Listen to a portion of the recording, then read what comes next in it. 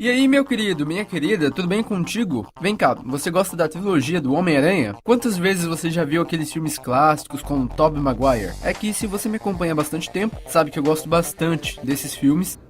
Que foi? E por incrível que pareça, mesmo 13 anos depois do último filme sair, que foi em 2007, nossa, já tem tempo, hein? De vez em quando aparece uma coisa nova aí da época das gravações, sempre tem uma curiosidade que a gente nunca ouviu falar, então eu reuni umas bem legais que você provavelmente não conhece. Já se inscreveu no canal e deixou o sino ativado? Dá essa forcinha pra gente aí você não perde os vídeos do canal, beleza?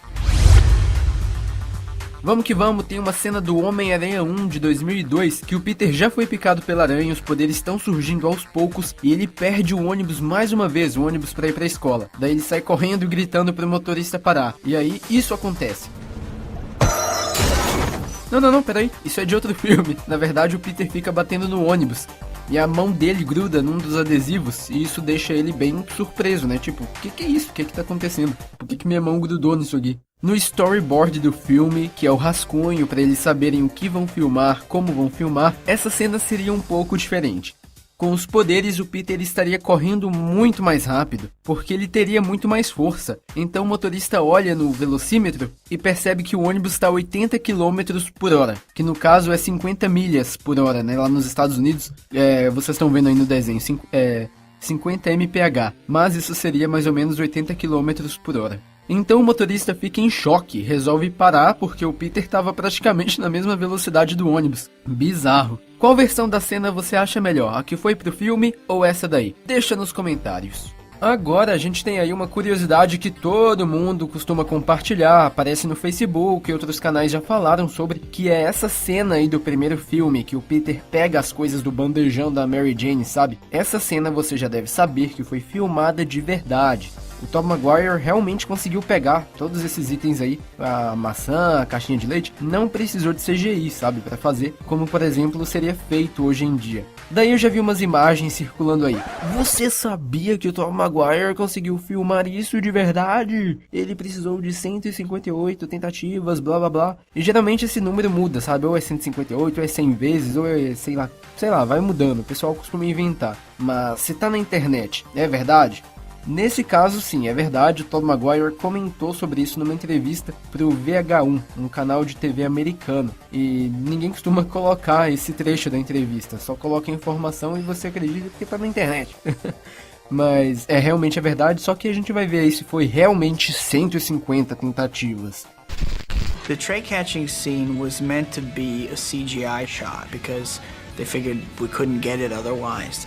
And when we're on the set, we just tried it a few times where they had all the props above and they just drop them and I try to catch it. They put glue or something on the bottom of the apples and the milk. But we got it within a couple takes, actually. Oh. There was this kind of startled moment after it happened because everybody's going, I don't believe it. It worked.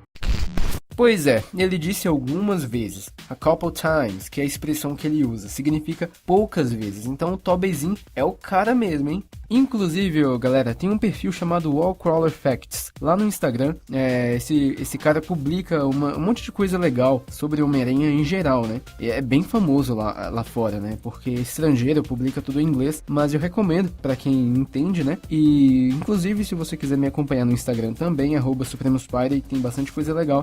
Mas enfim, o Wallcrawler Facts publicou essa imagem aí que vocês estão vendo, né? Tá escrito isso aqui, ó. A cena do Peter Parker pegando a comida da Mary Jane foi originalmente idealizada para ser em CGI, mas eles deixaram o Tobey Maguire tentar pegar tudo no ar. E todo mundo ficou surpreso quando ele realmente conseguiu, em apenas poucas tentativas.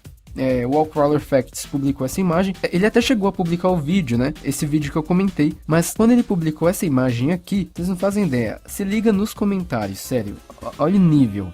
Foram 127 vezes, mas ok. Não acredito que ele conseguiu fazer isso. Ele conseguiu em apenas algumas centenas de vezes. Ele levou quase 300 tentativas. Ele levou 156 vezes. Na verdade, ele conseguiu fazer isso em 159 takes. Na verdade, foi 156. Então, isso aí é o nível do pessoal. Isso acontece aqui no Brasil também, né? O pessoal começa a inventar uns números aleatórios. Mas, sei lá, o Toby falou, a Kirsten Dunst também, o John, esqueci o sobrenome, que trabalha com os efeitos visuais, trabalhou, né, no primeiro filme. Explicou, cara, por que eles vão mentir, sabe? Que ideia maluca. Então, foi algumas vezes e não acreditem no que vocês veem na internet se não tem fonte. Próxima curiosidade. Tem uma curiosidade bem básica também, que é sobre as roupas do Peter nos 3 filmes. Sabia que o único momento em que o Peter usa uma camiseta de manga curta nesses 3 filmes é no segundo, quando ele perde os poderes? Quer dizer, eu realmente não lembro de nenhuma outra cena. Talvez eu tô errado, mas eu acho que não. Acho que ele realmente sempre usa roupa de manga longa. Ou é um terno, ou uma camiseta, ou é uma jaqueta, ou é simplesmente uma camisa social. E tem alguns motivos específicos dessa escolha. Em primeiro lugar, ele tem aquela marquinha onde saem as teias, né, onde ficam as glândulas que fiam as teias, na verdade. E em segundo lugar, mantém a ilusão de que ele não é um cara forte. É, grande melhor. Dá também pra usar aquela desculpa de que ele usa fantasia por baixo, por isso que ele usa as roupas de manga longa. Mas isso é meio vago, porque no terceiro filme, na luta com o Harry, ele não tá usando nada por baixo, só a roupa social. Então, tanto faz. No espetacular Homem-Aranha, a gente vê que o Peter tira fotos da Gwen sem ela saber. Mantém como papel de parede, no computador, tudo mais. Na trilogia, olha só que bacana, as fotos que o Peter tira da Mary Jane, que seriam pro jornal da escola, ele guarda com todo carinho no quarto dele, na casa da tia May, e quando ele se muda também, em todos os 3 filmes. Então talvez nem era pro jornal da escola, talvez ele só quis tirar porque ele realmente gostava muito da Mary Jane aí.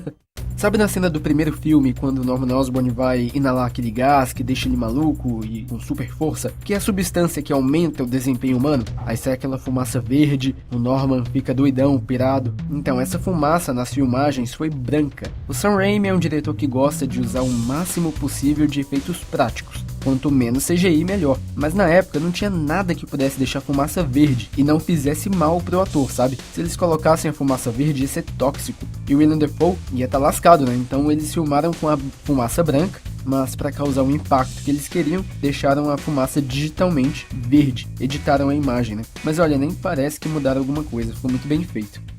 Você sabe quem é Grant Curtis? Ele foi esse figurante aí nessa cena do Homem-Aranha 3, mas também ele foi o produtor desse filme. Aliás, ele produziu outros 2 filmes do Sam Raimi, e como ele produziu o terceiro filme do Teioso, ele decidiu escrever um livro que foi chamado de The Spider-Man Chronicles, The Art and Making of Spider-Man 3. Em português, Crônicas do Homem-Aranha, a arte e produção de Homem-Aranha 3.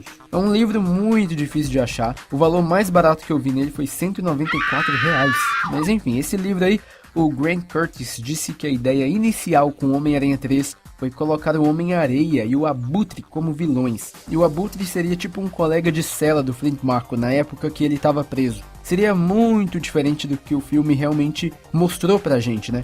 Mas eles queriam uma ligação mais forte dos vilões com o herói. E essa ligação de cada vilão com o protagonista parece sempre uma ideia meio forçada, né? Só que em cinema isso acaba funcionando, porque a história fica mais linear. É por isso que o Flint Marko foi o real assassino do Tio Ben, adaptado de uma maneira que ainda foi culpa do Peter, né? Ele deixou o Carradine escapar, o Carradine deu um susto lá no Flint Marko, né? Mais ou menos foi isso. E eles colocaram o Venom no lugar do Abutre, porque a ligação com o Peter Parker e o Homem-Aranha já ia ser direta, né? O Venom só existe porque o Peter usou o simbionte antes.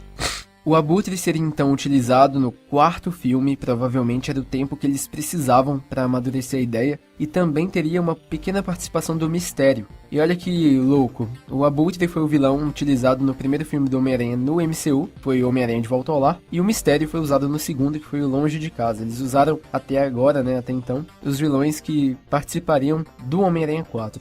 Você sabe o que Homem-Aranha 2, Homem-Aranha 3 e o espetacular Homem-Aranha têm em comum, além de, claro, serem filmes baseados no escalador de paredes? Os 3 têm um roteiro escrito por um cara chamado Alvin Sargent. Alvin Sargent foi o cara que escreveu Homem-Aranha 2, mas logo ali a Sony já estava enchendo o saco do Sam Raimi, estava preocupada que alguma coisa podia dar errado, e acabou dando um tiro no próprio pé. A Sony mandou o Alvin Sargent escrever um reboot do herói caso algo desse errado. E foi aí que ele escreveu o primeiro espetacular Homem-Aranha e o Homem-Aranha 3, quase que ao mesmo tempo. No caso, esses 2 filmes não tiveram apenas ele como roteirista. O Homem-Aranha 3 foi esse Alvin, o Sam Raimi e o irmão dele, que é Ivan Raimi. O Espetacular Homem-Aranha foi escrito pelo Alvin e também por James Vanderbilt e Steve Kloves. Esse Steve Kloves foi creditado como um dos roteiristas de todos os 8 filmes do Harry Potter. Sim, o cara que escreveu pelo menos um pedaço, né, de todos os filmes do Harry Potter, escreveu o Espetacular Homem-Aranha. Bizarro. Mas o reboot da Sony deu errado, então era melhor não ter cancelado a primeira franquia, né, ô dona Sônia? Agora indo mais para a parte estrutural da ambientação, onde é que o Peter costuma trabalhar? No Clarim Diário. E o filme fez uma adaptação aí na localização e até mesmo no próprio edifício. É que nos quadrinhos é um prédio fictício e no filme eles escolheram o edifício Flatiron para ser a sede do Clarim Diário. E imagina que legal para quem mora em Nova York, ou então é algum turista lá. Tipo, é realmente o prédio do filme, você pode visitar, ó. Eu não sei se você pode entrar lá, mas você pode andar, pelo menos na rua assim, e ver exatamente no mesmo ângulo onde eles mostram no filme. E isso deve ser muito mágico. Tanto é que no jogo do Aranha tem o edifício do Clarim, baseado nas HQs, mas você também pode ir ao Flatiron, porque é um prédio real da cidade. E ele fica no distrito Midtown Manhattan, que é o centro de Manhattan, né? Pertinho da famosa Times Square. Essas foram as curiosidades de hoje, mas ó, se você gostou, quiser ver isso aí com a franquia do Espetacular Homem-Aranha, né, a série de curiosidades de algum desenho, talvez, é só mandar uma mensagem pra mim lá no Instagram, @SupremosPyday, porque aí ela pode virar vídeo. Que tal? Obrigado por ter assistido até aqui, deixa uma teia aí no like, e até mais, um abraço, fui!